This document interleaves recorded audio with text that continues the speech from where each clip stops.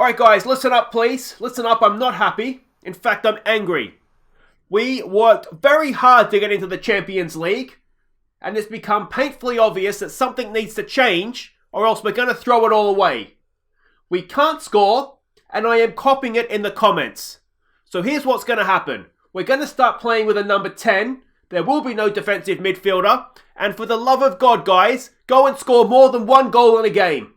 Hi guys, I'm Aussie and welcome to Season 6, Episode 7 at Brentford as we follow in Dean Smith's footsteps. And today, well, Champions League football is on the line. We are hosting, we're hosting Derby County first up in the Premier League. Then we go to Juventus and we have to win or else we are knocked out in the group stage of the Champions League, and that is just so disappointing to say out loud. Now, as you've just heard, we have made some tactical changes, but I thought we'd begin by having a quick look and see how Aston Villa has got on with the new manager.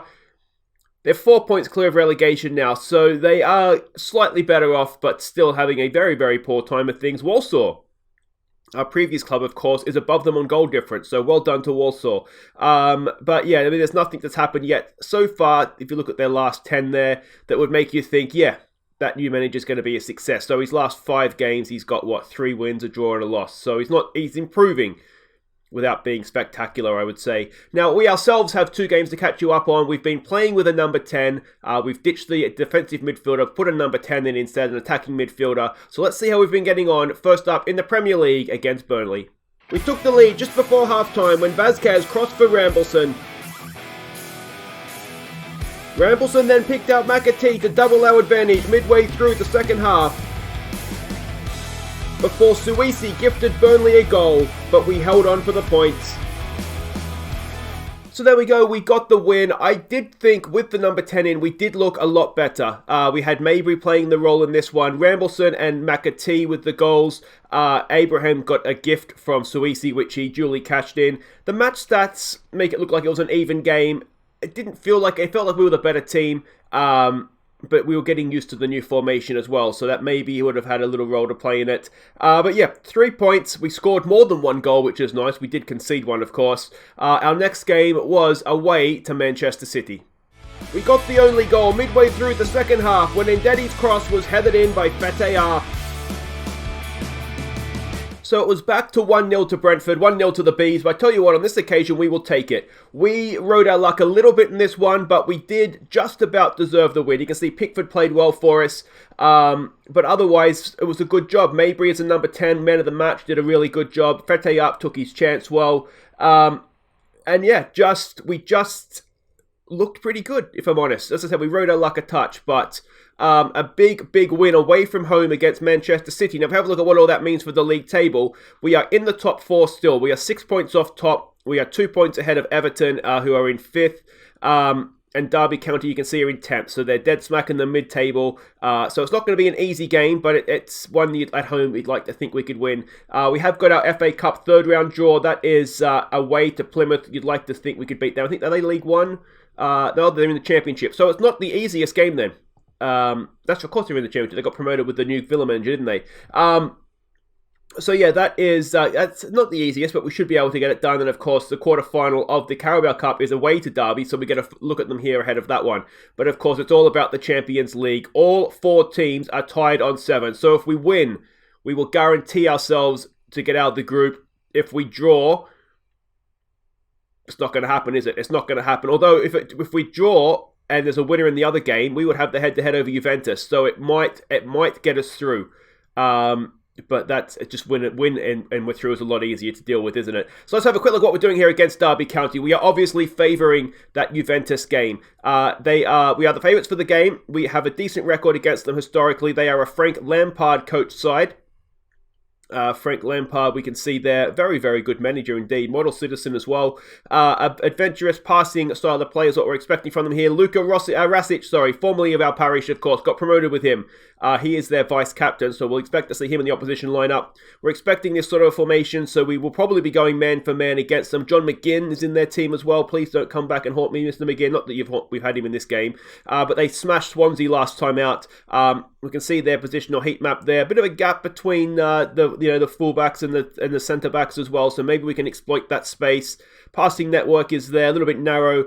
Key passes as well. And this is the team we're sending out. We are going with a number 10. It's Pickford in goal. It's Vazquez, Pavlovic, Suisi and McAtee as the back four. Madio, not as confident further forward, so he's going to have to get used to that. Palaversta's next to him. Dan on the right. Hudson-Odoi in the left. It's Farai going as a number 10 in this one. Vasi goes up top. I don't think many of these guys have played in this formation before. Certainly the attacking players. So we'll just see how they get on. So we are matching up man for man with them. Is that Louis Barry, that kid that Villa signed? It is. What's he look like in real life? Yeah, not too bad. Not too bad at all. Anyway, getting sidetracked. Dressing room. What do we want to say to this? Bowen says do it for the fans. Keep the run going, boys. Let's get out there and let's see if we can score more than one goal for the second time in 3 games. All right, and here we go. We are in a decent place in the league. I mean, we're still in the top 4. It is just at this point, I think, Champions League football that's letting us down. We have more or less recovered our league form, which is great. Obviously, it's a long way to go in the season yet, so we can't be congratulating ourselves too much. There's a ball forward for Vasi. What can he do? He has support getting forward with him. He goes past one. Can he pick a ball here? It's there. Vasi. Oh, that's a wonderful strike from Vasi. What a goal that is. He's beaten the whole team twice, it seems like, and then he stuck it in the top corner. Wonderful stuff from our Spanish striker. We haven't seen that from him before.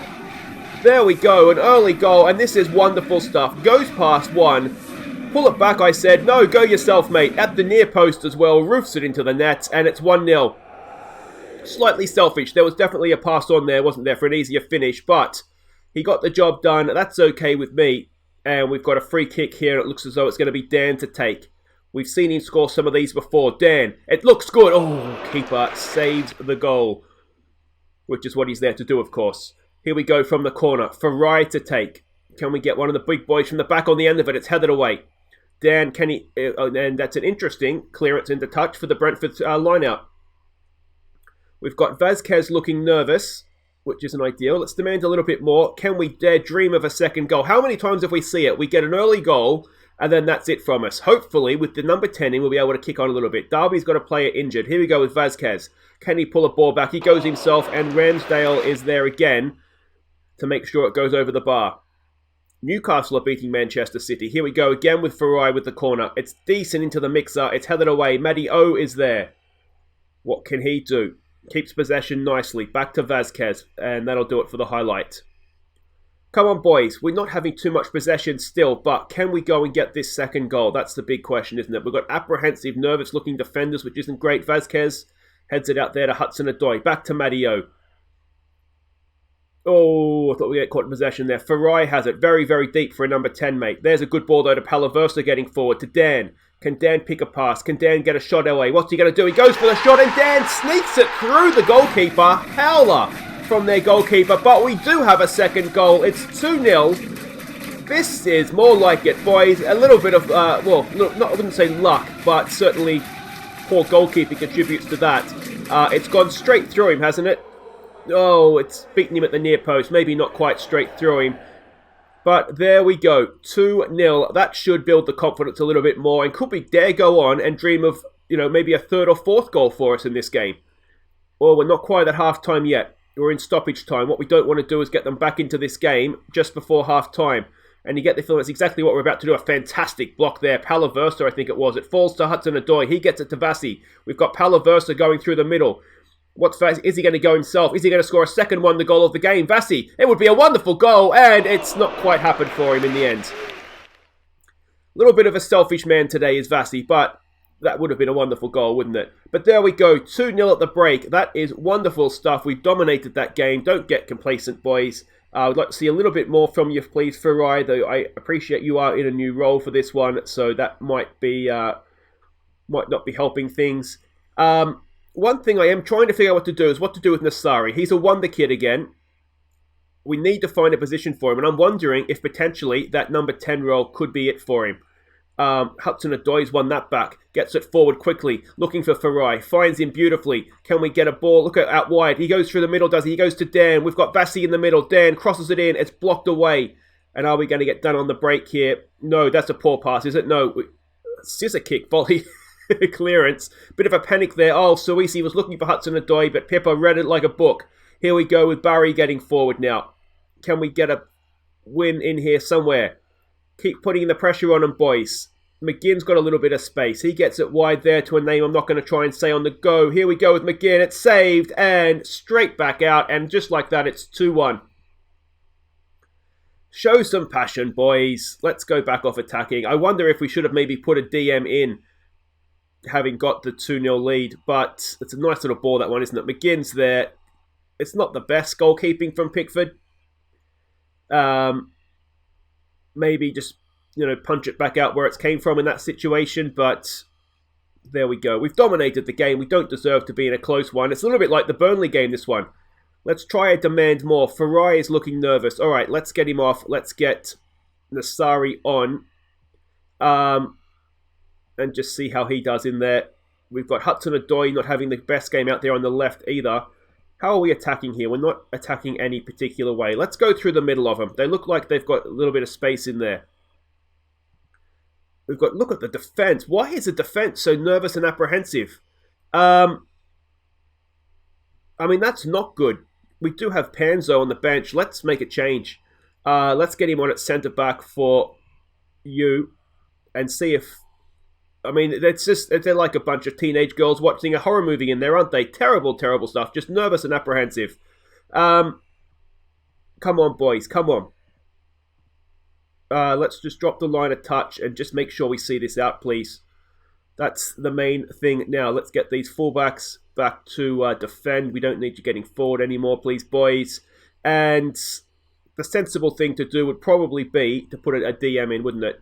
It would be a time-wasting sub as well, so let's do that. Let's get Garner on for Hudson-Odoi. Stick the Sari out wide there. Garner, drop back in for me, please. And there we go. It's been a horrible second half, to be honest, hasn't it? Why are we so nervous? We're winning a game of football, boys. This is ridiculous, but we have got the win.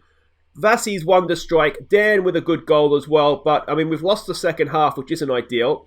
And I don't understand why we're looking so nervous there. But there we go. Brentford rise to see off Derby County. Dan inspires the win. What do we say? Just good job, mate. Good job. Guys, wait right there. We go to Juventus next. It is Champions League on the line. I'm getting nervous already. Okay, welcome back. We are in Turin at the Juventus Stadium, ready for our final Champions League group game. This is the most insane group I think I've ever been a part of. It is absolutely... I mean, there's nothing in it. There's literally nothing in it. Goal difference is all there is. We have a decent record against Juventus. We, of course, beat them at home earlier on in this in the group stage, and we need to do it again. If we're going to get through. We're not the favourites for the game. They're a Maurizio Sarri coached side. He goes okay, doesn't he, old Maurizio? An attacking, direct style of play. Now, we're actually expecting a 3-4-3 for this one, which has, credit to Maurizio, made me think about my tactics a little bit. We don't want to get outnumbered at the back. You can see against Roma, they were very, very narrow defensively. Now, of course, a different formation, so I don't know if we can sort of read anything into that. This is the team we're sending out, though. Because we're not playing a DM, I really do think we need to have the three centre-backs, so we're at least going man for man at the back. So it's going to be Pickford in goal, McKenna, Suisi, and Soleil as the back three. It's Scott down the right, it's Michelotti down the left, Garner and Rambleson in midfield, Mabry in behind, Dan and Arp. It's a strong team, it's a very strong team. Oh, but is it good enough? So the scouts have got this one right. They have come out in a 3-4-3 formation.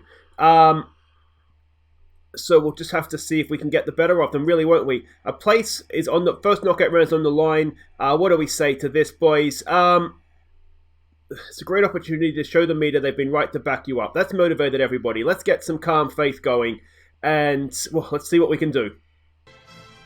Alright, and this is it, a packed Juventus Stadium. It's the final game of the Champions League group stage, and literally any one of the teams could go through. We've got a free kick here to defend. Looks like Rambleson's given away a foul there. De Ligt goes forward. It's a decent attempt at tackle. Suisi on the cover has cleared it. And boys, maybe just a little bit more concentration there, please. We've got a corner to defend now. I don't like the way this game has started out. It's headed away there by Soleil. Tamori has it. They still have possession as the highlight continues. Can we get out here and stop a shot coming in? Oh, we're not looking a little bit scrambled at the back. It is blocked away. Suisi has it. He hacks it clear. A knockdown there for Dan, and can we get him on the break? He goes back to Fete up. Fete up is in. Fete up. On the wrong side there for his shot, wasn't it? Needed it on his left foot, really.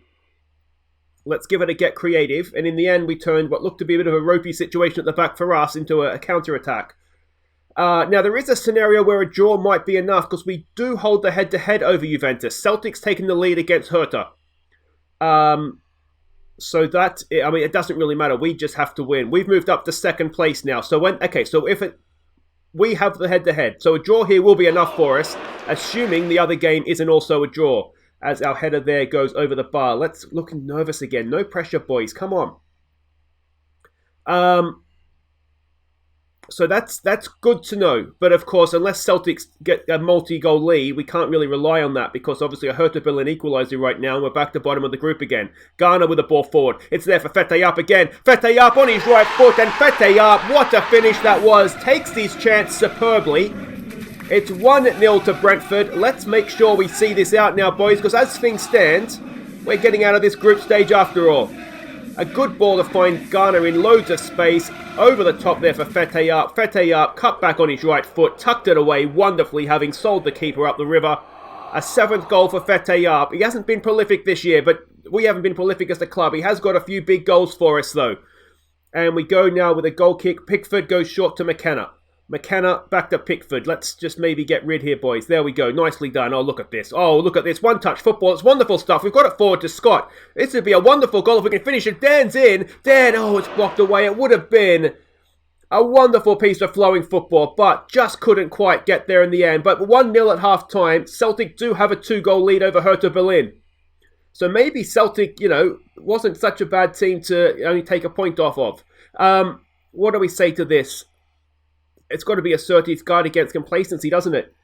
I mean, we're still playing Juventus. They're still a good side.